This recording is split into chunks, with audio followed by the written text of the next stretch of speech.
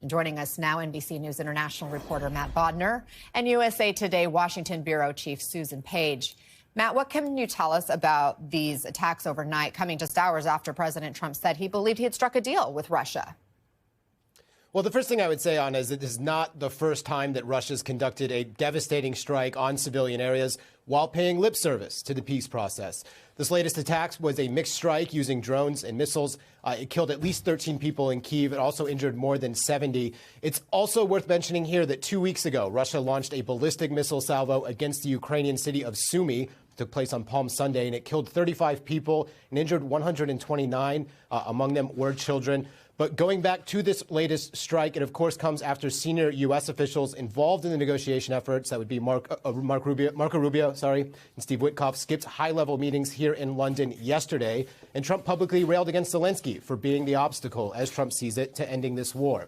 And so it is noteworthy that last night's attack provoked a direct rebuke against Vladimir Putin by President Trump on Truth Social. And he said he's not happy with these Russian strikes on Kyiv. They're not necessary. And as you said, Vladimir, stop. Anna? And so, Matt, just coming back to what you mentioned, how the president was slamming Volodymyr Zelensky yesterday, accusing him of harming the peace talks over his refusal to surrender Crimea, as U.S. officials had proposed. The conditions of what the U.S. is proposing in these peace talks said to be very favorable for Russia. What more can you tell us about the U.S. demands? Well, we've been hearing that the major impasse in the negotiations now concerns this idea of recognizing Russia's annexation of Crimea. And I think it's been clear to the Ukrainians for some time now that they're not going to be getting occupied territories back as part of this specific process. Zelensky himself has said this several times since Trump took office, that they're really looking towards diplomacy to reclaim the occupied territories. That all said, recognizing Crimea as Russian territory, that is a bitter pill to swallow, not just for Zelensky, but for much of the Ukrainian public.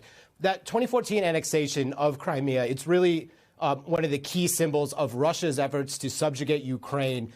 And the big war, as Ukrainians call the events of the last 3 years, has only solidified these attitudes.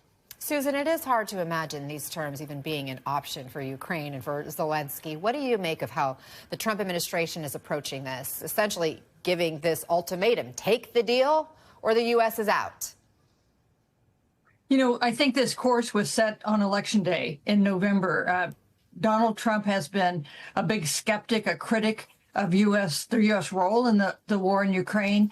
He has taken a famously friendlier attitude toward Vladimir Putin and a very critical one toward Zelensky. And he also has this America First foreign policy that does not embrace the idea of the United States engaging in military action to help other countries. And so I think it is distressing to Ukraine and to those who want the U.S. to continue to play a big role in things like the Western Alliance in Europe. But this is no surprise. And of course, Anna, the clock is ticking. President Trump said he could settle this war on day one. That hasn't happened. If he doesn't settle it on some kind of terms in his first 100 days, it seems likely that the White House will do what they call move on. Yeah, President Trump has said multiple times now that Zelensky has no cards to play. But the Wall Street Journal editorial board argues that he does have one ace, writing the president won't be able to abandon Ukraine without paying a heavy political price. And they quote a historian who recently said, Americans hate war, but they hate losing a war even more. Susan, do you agree that it would be politically risky for President Trump to walk away? You know, the big political risk for President Trump these days is the economy, not the war in Ukraine. And as important as it is, Americans tend to judge presidents by how they affect their own personal lives, the issues that they face around a kitchen table. So I do think there is a lower political risk, fairly or not, on Ukraine than there is, say, on the stock market and the whole tariffs war that we also see heating up. Susan Page and Matt Bodner, appreciate you both. Thank you so much for the discussion.